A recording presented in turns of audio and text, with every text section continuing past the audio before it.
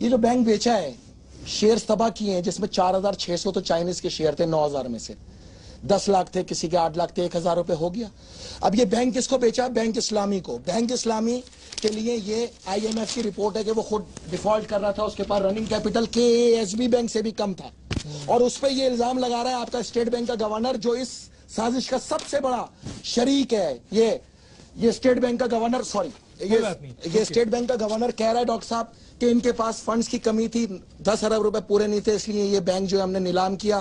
اور یہ ہے آپ کے سامنے اسلامی بینک کی ایک پوری, یہ میں خاکہ دے رہا ہوں, یہ اس کے پرائزز ہیں, یہ اس کی رپورٹ ہے ڈاکٹر صاحب کہ بینک اسلامی کے پاس صرف 8 ارب روپے تھے, KASB سے بھی کم. اب کیا ہے کہانی؟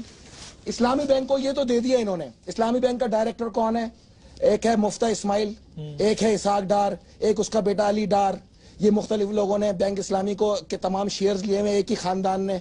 اور ڈاکٹر صاحب سب سے اہم ترین چیز یہ ہوئی کہ اسٹیٹ بینک نے 20 ارب روپے لون دیا بینک اسلامی کو, بینک اسلامی کو, اور گورنمنٹ آف پاکستان لون لیتی رہی 8% پہ. گورنمنٹ آف پاکستان اب لیا ہے 7% پہ گورنمنٹ آف پاکستان, اور بینک اسلامی کو لون ملا 0.01% پہ. یار یہ بدماشی ہے, 1 پیسے پہ.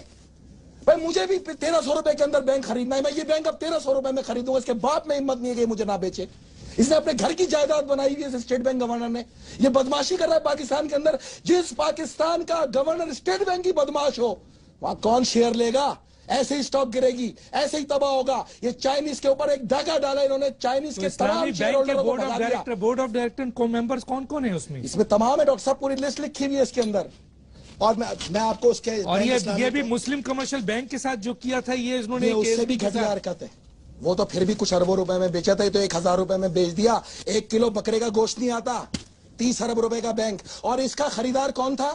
سائبر ناٹ چائنا کا انویسٹمنٹ ایک کمپنی, اور زیشن شنگائی بینک جو 10 ارب روپے میں خرید رہا تھا اس بینک کو. اسحاق ڈار صاحب لائن پہ آئیں گے, اسحاق ڈار صاحب لائن پہ آئیں گے. 4G بیچا اس شخص نے, اور آج تک 1 روپیہ نہیں آیا پاکستان کے اندر. یہ پاکستان ہے, یہ بدماشیوں کا اڈا بنا رکھا ہے ان لوگوں نے. اس طرح چلتی ہے مملکت. فوج نے ان لوگوں کی حمایت کرنی ہے. صاحب کو لائن پہ آنا چاہیے, لائیو پروگرام ہے, اور جواب دیں. اس اسٹیٹ بینک کے گورنر کو گرفتار کریں, اور اسٹیٹ بینک کے گورنر صاحب کو لائن پہ دیا کیسے لون؟ بھائی گورنمنٹ آف پاکستان لے رہی ہے اسٹیٹ بینک سے قرضہ, تو 8% دے اور 7% اور اب تو 7% ہے, 7% ہے, اور یہ 0.01% پہ لے گا, اس لیے کہ یہ بینک اسلامی ہے, اس لیے کہ اس کے پیچھے جو ہے یہ بدو پرستی ہے. اس طرح تو نہیں ہوتا ڈاکٹر صاحب. کون شیئر لے گا؟ 4600 چائنیز. یہ بھی جانا چاہیے, فوجی عدالت میں جانا چاہیے. 10% یہ اقتصادی دہشت گردی ہے. اس عدالت پہ تو مختلف اقتصادی دہشت گردی بنائی ہوئی ہے صرف پیپلز پارٹی اور MKN کے لیے پاکستان میں. یہ ہے نہیں.